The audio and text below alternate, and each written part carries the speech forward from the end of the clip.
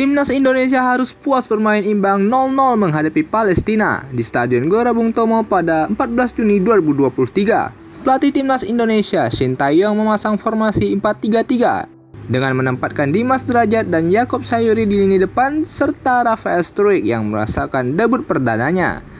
Dalam laga ini, sejatinya Timnas Indonesia mampu menguasai pertandingan. Ini terlihat dari jumlah sepakan atau shooting yang dihasilkan. Tercatat Timnas Indonesia memiliki 6 shoot on target datang dari kaki Dimas Derajat, begitupun dengan Rafael Struijk. Bahkan Dimas Derajat memiliki 2 sepakan yang masih gagal menjebol gawang Palestina. Sementara itu, pertahanan Timnas Indonesia cukup solid. Palestina tak memiliki satu pun shot on target di babak pertama. Pada babak kedua, pelatih Timnas Indonesia Shin Tae-yong melakukan perubahan. Ia memasukkan 3 pemain sekaligus, yakni Witan Sulaiman, Sadil Ramdhani, dan Ivar Jenner pada menit 71. Shin Tae-yong menurunkan Witan, Sadil, dan Ivar guna memecah kebuntuan Timnas Indonesia. Palestina berbalik banyak melakukan tekanan ke pertahanan Indonesia di babak kedua ini. Beberapa peluang didapatkan Muhammad Rashid dan kawan-kawan. Untungnya pertahanan Indonesia sigap dalam menahan gempuran tersebut.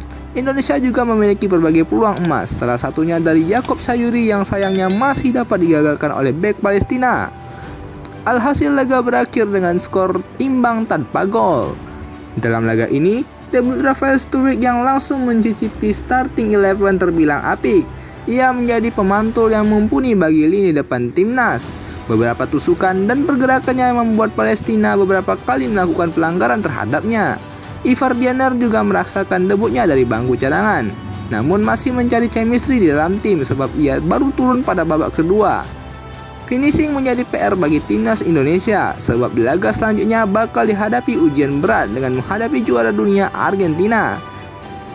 Dari hasil imbang ini, Timnas Indonesia mendapat poin FIFA senilai 1,77 dan tertahan di ranking 149 FIFA.